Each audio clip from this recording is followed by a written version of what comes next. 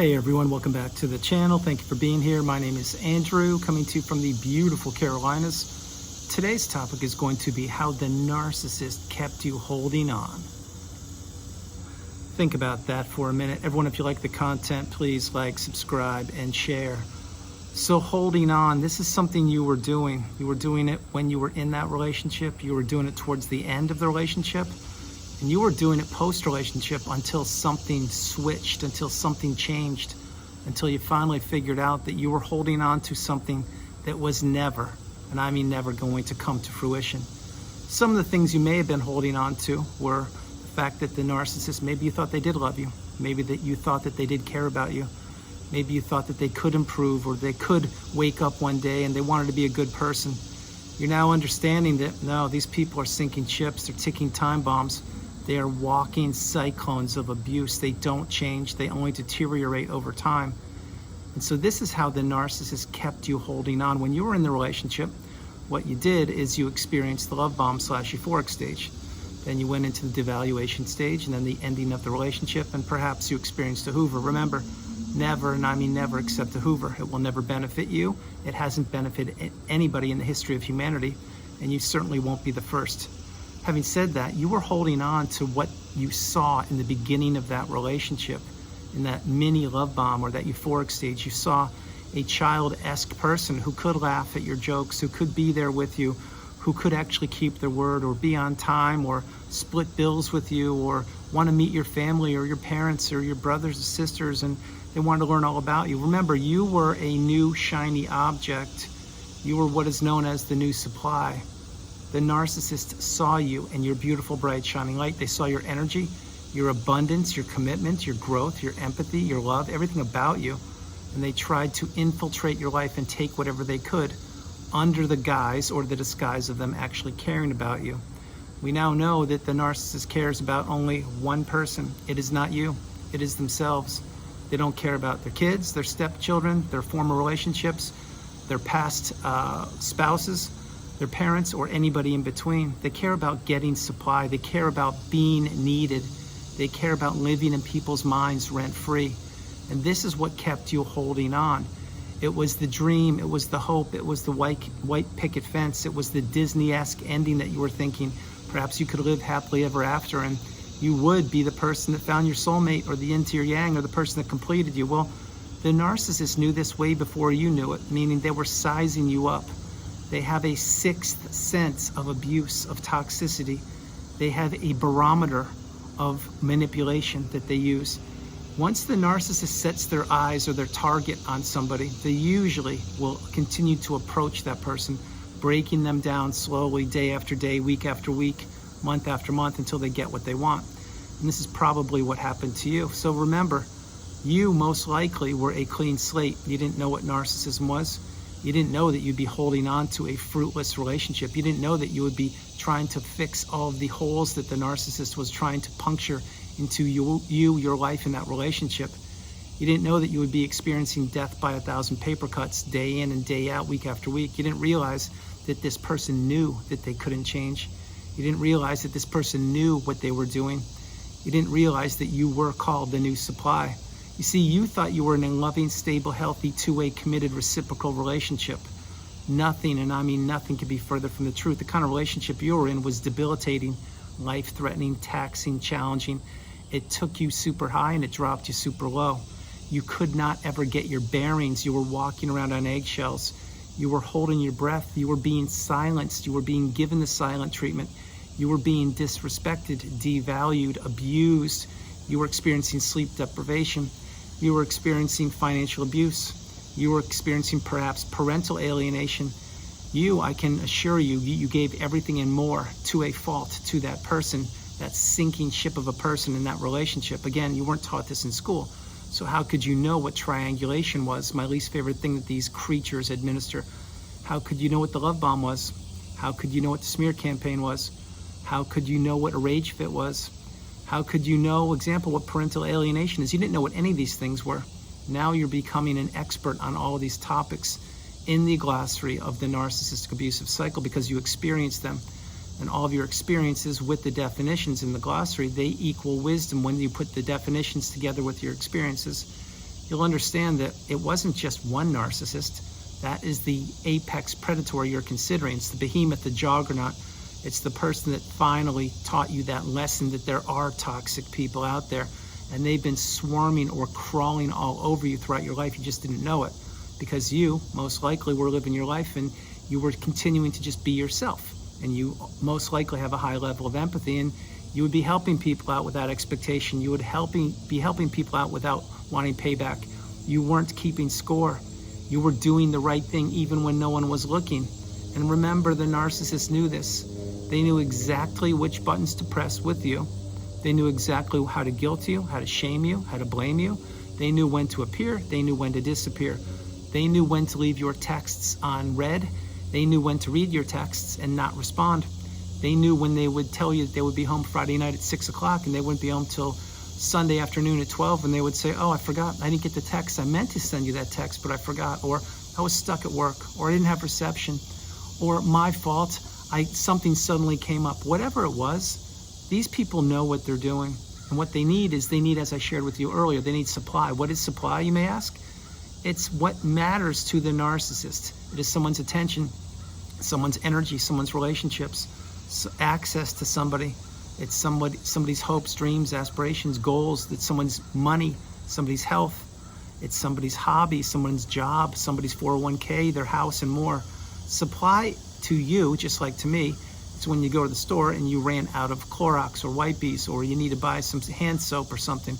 Well, that's supply. To the narcissist, that's not supply. What supply is how many people they can keep trapped in that dungeon of horrors, how many people they can keep trapped in that narcissistic fog, how many people they will never give closure to, how many people they will never allow to heal. This is why once you get the wisdom, once you identify who that person is you're considering, you need to get away from them as far and as fast as you possibly can. You need to stop holding on to something that will never come to fruition. You need to stop holding on to what was never, what would never be. You need to stop holding on to that love bomb stage. You need to stop holding on to what the person you saw in the beginning of that relationship, the person who smothered you with fake adoration, maybe fake love, fake kindness, fake commitment, fake growth, fake togetherness. Remember, everything at the hands of the narcissist is plastic. It's not original.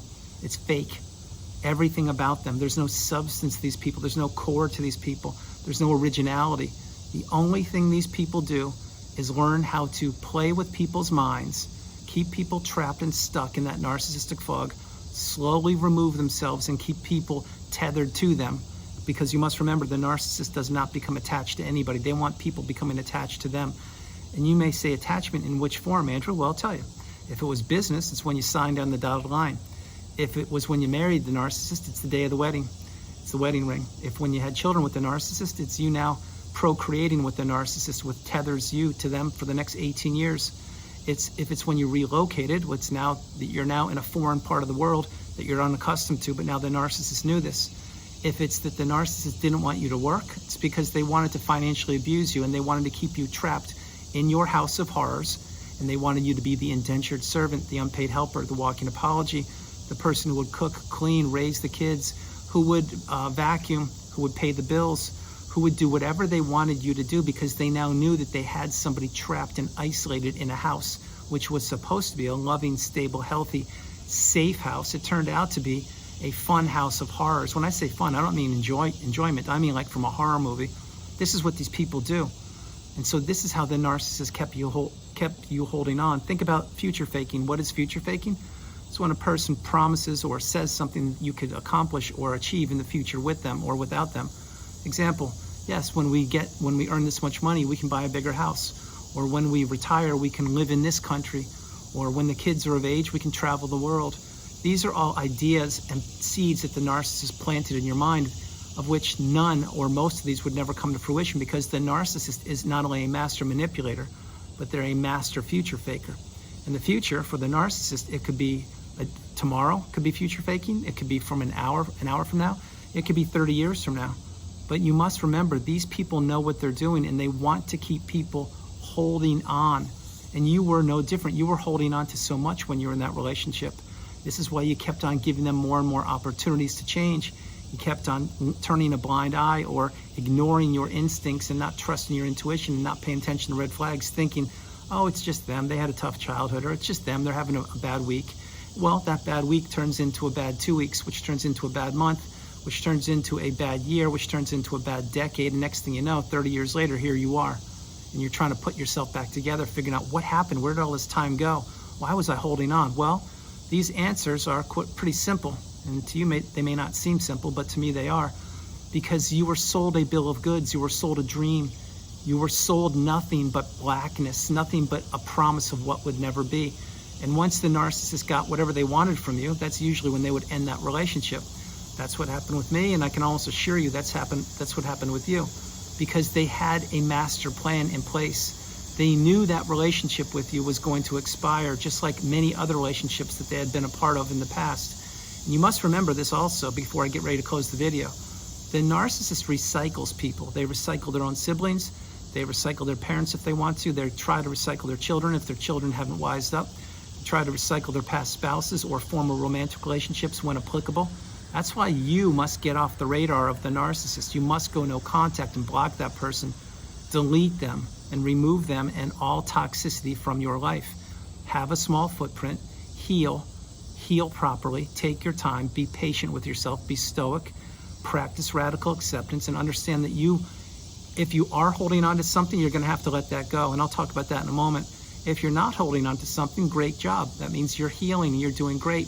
And you're putting all that energy and focus back into yourself. You're not holding on to something that you need from the narcissist. What you need from the narcissist is to cut the ties, cut the tethers. And the 4 tethers and ties include the emotional tie, the financial tie, the physical tie, and the spiritual tie. When you cut these, you will understand that you will begin to elevate and ascend and grow. And you eventually will reach and or arrive at that mountaintop, that pinnacle of indifference, where I am standing with both my arms reached down to lift you up. As I've helped so many tens of thousands of people get there, I can help you too. But to get there, you need to figure out where you are on the journey and where you want to get to, which my hope, it is that mountaintop of indifference. But at the mountaintop of indifference, there's no room for holding on to anything. Quite the opposite. You will have to let go. Yes, play that part of the video a few times. You will have to let go. Imagine, if you will, you're climbing up a mountain. And as you climb that mountain, you have to take breaks, you have to take pauses, you have to catch your breath, you have to sleep, you have to eat, you have to really get the altitude under your, get used to the altitude. Well, this is the healing path. And as you're ascending, you're shedding certain things from the past. You're shedding things from the narcissist. You're understanding the behavior. You're learning about humanity. You're learning about yourself. And you're learning that this is a journey for one person, which is you. So as you begin to climb that mountain, you will be shedding certain things as you process them. Example, why your birthday was blown up, why you got a coffee mug that said Feliz Cumpleaños on a milestone birthday, why you were triangulated and you didn't even know what it was, why you were paying for all the food and the groceries and the house and the cars and the kids and everything, while the narcissist was squirreling away their money, which is financial abuse. Well, you didn't know these things, but now you're learning them. So as you continue to ascend and climb, you shed more and more of the weight off your shoulders of the narcissist in that relationship. And as you ascend and climb, every once in a while, you have to go backwards, which is called a step back. As you're taking steps back, you're not stopping, you're not quitting, you just have to recalibrate. This is what's known as a trigger. Triggers will happen when you least expect them. Until when? That's right, until they don't. And when they don't, it's when you're at the mountaintop, the pinnacle of indifference, the top, that is. But again, as you ascend and you climb, you're shedding more and more weight. You are getting lighter. The air is getting lighter. The toxicity is being left below your shoe. You are elevating, you're growing, you're evolving, you're changing, you're entering the third version of you, the strongest, most galvanized version of you known to humankind. And so many people over the years questioned what I said. What is Andrew talking about, the third version of him? What's he talking about, the mountaintop of indifference? What's he talking about, doors of abundance? What is he talking about, doors of possibility and doors of opportunity that will be presented to me? Well, now so many of you are realizing that what I've been saying for almost 5 years is true. And you're living it. And I've been living it myself. Once you get to that mountaintop, the air is crystal clear. The water flows 24/7. The sun never stops shining. The stars are out and above. You can look down on the planet called Earth and you can see all the ripples and the waves of the oceans of abuse and toxicity, but you're no longer there. Unfortunately, many people are still there, but they have their own journey. You see, you've reached that mountaintop of indifference. You've climbed the mountaintop. And you've shed all the toxicity. All the things you're holding on to, you let go. And as you let those things go, You grew and grew and grew until one day you reached up, you put your hand up there, I grabbed it and lifted you higher than you had ever been before. And then you said, oh my gosh, Andrew, the view from here is amazing. I am staying here. And guess what? You will stay there. But again, there's no room for toxicity. There is only room for people who have healed or who are healing. But there's more than enough room for us. That's why the narcissists tried to keep you holding on to prevent you from reaching the pinnacle of indifference. But they couldn't accomplish that. That's why you're resilient, you are strong, and you are committed, and you are stronger than you know. So everyone, that's the video. I hope you liked it. I loved doing it from the beautiful Carolinas. This is Andrew. Namaste. Have a great afternoon, evening, or morning, no matter where you are on the planet. You are not alone. I love you all. God bless you. And I'll talk to you tomorrow. I hope you're having a great day or evening, and I hope you've arrived at that mountaintop or that pinnacle of indifference. If you haven't, you will. But continue to believe in yourself the way I believe in you. Continue to climb that mountain. Continue to elevate. Stop holding on to something that doesn't serve you, and stop holding on to anything from the narcissist, because these people are sinking ships and they're toxic and they know it. I love you all. God bless you, and I'll talk to you tomorrow. Bye, everybody. Bye.